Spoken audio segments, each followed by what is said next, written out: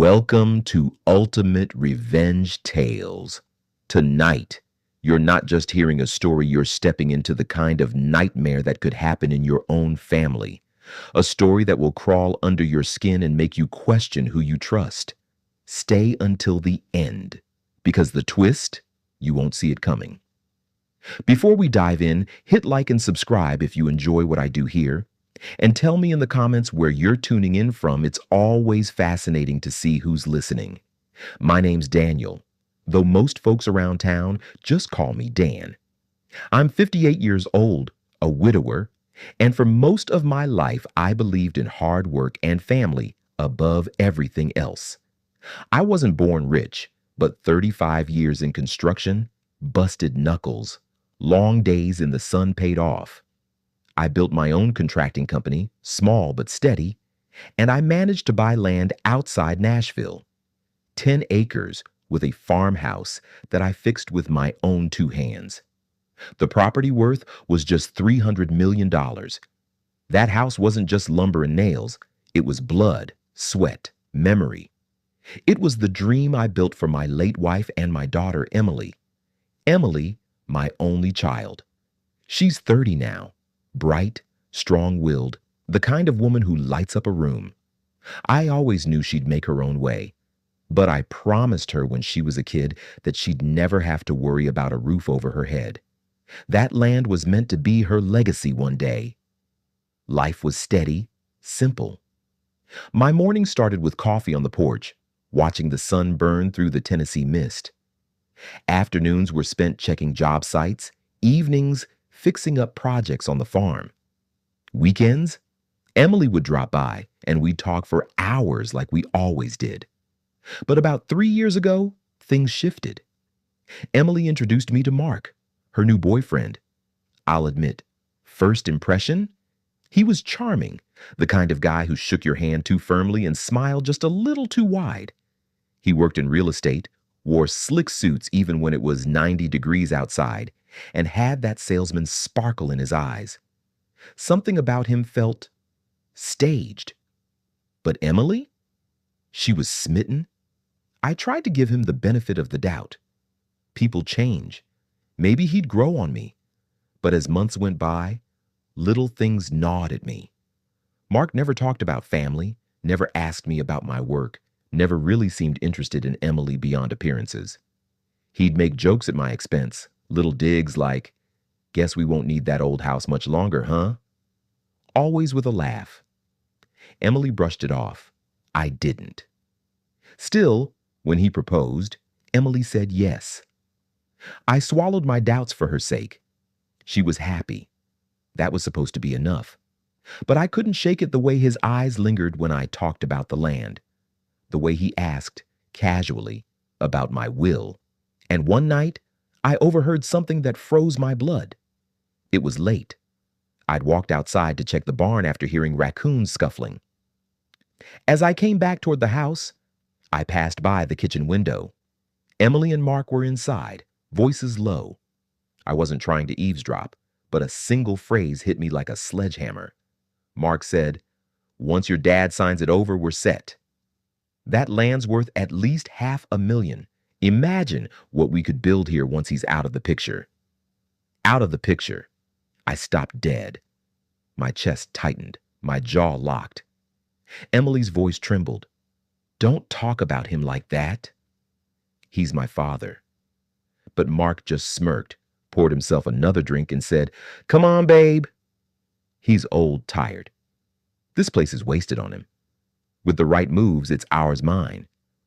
The words echoed in my skull. Not ours, not Emily's, his. I barely slept that night. My mind spun in circles. Had Emily really married this man for love? Or was she blinded, manipulated? Every laugh, every touch, every smile, they all looked different now. Like I'd been watching a play, and the curtain had just ripped open to reveal the truth. The weeks after that were torture. Mark grew bolder.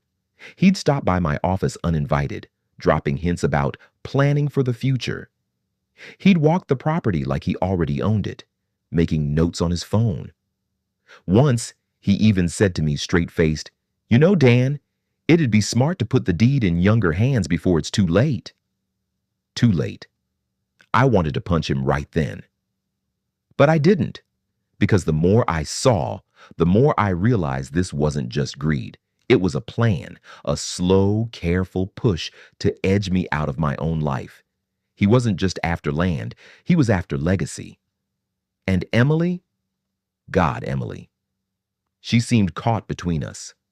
When I asked her about the conversations, she'd get defensive.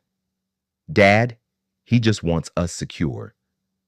He worries about the future. That damn word again."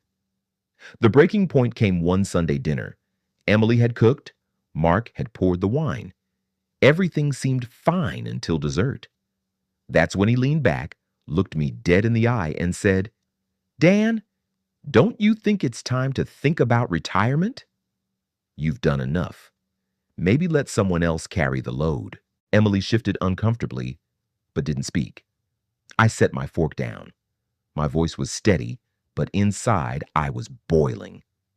"You think I built this life just to hand it over to some slick salesman?" He laughed. "Hey, no offense. I just mean your daughter and I could do a lot with this place. Modernize it, flip it maybe. Profit. That was it." He didn't see memories, sweat, sacrifice. He saw dollar signs. My wife's grave was 50 feet from where we sat, and this vulture wanted to flip it for profit. I excused myself before I lost it, locked myself in my study, sat in the dark. Rage like I'd never felt before burned in my veins. "You'll always be worthless." That's what his smirk said, even if he didn't use the words. And maybe he was right, because in that moment, I felt powerless. My daughter was slipping from me. My land was under siege. And the law? The law protects snakes like him as long as they marry into your family. I thought that was the worst of it, but I was wrong. 2 weeks later, I found the papers, hidden in my daughter's desk drawer when I came by to drop off tools. A draft deed transfer. My name crossed out. Emily and Mark's names typed in bold. It wasn't a suggestion anymore. It was happening. And that's when something inside me snapped. I remember staring at that draft deed for a long time. My hands shook, but my mind, it went quiet, like a storm had passed, leaving only cold clarity. If I confronted them, Mark would just spin it. If I refused, he'd keep digging, keep manipulating Emily until she broke. Either way, I'd lose. Unless I stopped playing by their rules. That night, I sat at my desk and started sketching. Not buildings, not barns, a plan. I knew Mark's weaknesses: pride, greed, ego. He couldn't resist a deal that looked too good, and I had just the bait. A piece of land outside town, 5 acres I'd kept quiet about. Not part of the main farm, just an old plot I never sold. Mark didn't know it existed. The idea was simple. Make him believe he was tricking me. Make him take the bait so deep he couldn't climb out. But revenge like this? It's a knife's edge. One wrong move, and I'd lose everything. And if my plan failed, I'd lose Emily too. I kept that draft deed locked in my desk drawer like a loaded gun. Every time I looked at it, the rage sharpened into focus. This wasn't just about property anymore. It was about survival, about not letting a parasite erase me from my own bloodline. Mark wanted to bleed me dry, but he didn't know who he was dealing with. I've spent my life building, planning, solving problems no one else could fix. And if I could build a house from rubble, I could build a trap from lies. The bait was the old 5-acre plot I'd kept under a shell LLC. Worth maybe 60 grand on a good day. But to someone like Mark, with his hunger for land and profit, it was gold just waiting to be stolen. I invited him out one afternoon, told him I needed his advice, played the tired old man routine, complete with limp and shaky hands. "Mark," I said, I'm thinking of selling some land. Can't keep up with it all anymore. Too much for me alone. His eyes lit up like a slot machine hitting the jackpot. Really? Where at? I showed him a folder fake surveys, fake valuations, made it look like I had something undervalued, something I didn't really understand. I was going to list it cheap. I just want it gone. He tried to mask his excitement, but I saw the greed flare in his pupils. Dan, let me handle this for you. I can find the right buyer, save you the hassle. Exactly what I wanted. Over the next month, I let him dig deeper, fed him details, let him think he was pulling strings. Meanwhile, I made copies of every email, every message, every little trick he used to try to cheat me. The deeper he reached, the more rope I gave him. Emily barely noticed.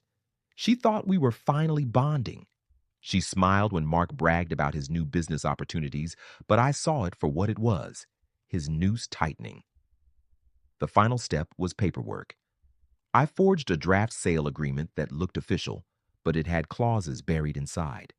Clauses that proved he was trying to swindle me. Clauses that tied his name to fraud. All I needed was his signature. But here's the risk. If he caught on, if he even sniffed a trap, it would all collapse. And Emily, she'd see me as the liar, not him. One wrong step, and I'd lose everything. It happened on a humid Thursday night.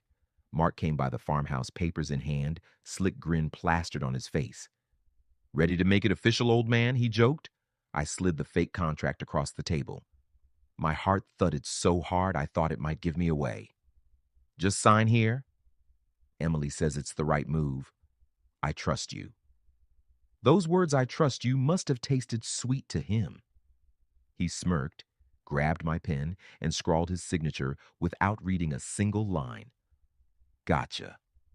I tucked the papers away calmly, but inside, fireworks went off. Months of humiliation, anger, betrayal, all crystallized in that moment. The next day, I called in a favor from an old lawyer friend. Within hours, Mark's fraudulent intent was documented, sealed, undeniable. I had him. If he pushed for the deed transfer again, I'd bury him in court. But revenge wasn't just about the law. I wanted him ruined, broken the way he tried to break me. So I waited until Sunday dinner. Emily and Mark came over, acting like the perfect couple. Halfway through the meal, I slid the signed papers onto the table. Care to explain this? Mark's face is drained of color. Emily picked up the document, confusion turning to horror as she read the buried clauses. Fraud, deception, manipulation, all in black and white, with his signature at the bottom. Mark, what is this? She whispered. He stammered, tried to spin it, but the more he spoke, the deeper he dug. Emily's eyes filled with tears, mine with cold satisfaction. I thought that was the end, that I'd exposed him, saved my daughter, kept my land. Justice served. But the twist? It hit me harder than any betrayal, because Emily stood, hands trembling, and said, Dad, I knew. The room went silent. My stomach dropped. What do you mean, you knew? She wouldn't look at me. Mark told me about the land, about flipping it. I thought it was for us, for the future. I agreed to the deed transfer. I just didn't know he was planning to cut you out completely. My knees went weak. The world tilted sideways. This wasn't just Mark's betrayal. It was hers, too. My own daughter, the one I swore to protect, had chosen greed over blood. That was the real knife in the back. Mark was out of our lives within a month. Divorce papers filed, reputation shredded, career in ruins.